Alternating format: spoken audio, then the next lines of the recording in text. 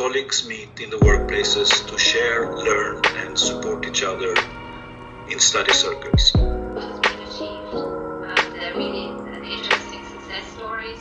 Most remains a lot to be done still.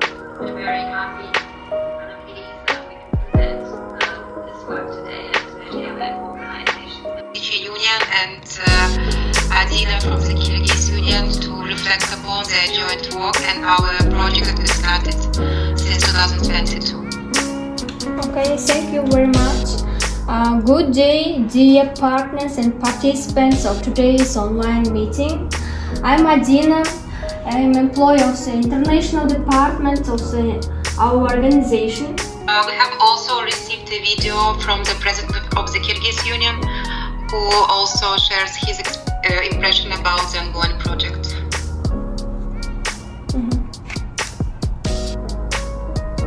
Саламатсыздарбы, урматтуу онлайн кезигинин катышуучулары. Сиздерге Кыргыз Республикасынын илим билим профсоюз Борбордук комитетинин атынан, өзүмдүн атыман ишиңиздерге ийгилик каалайм.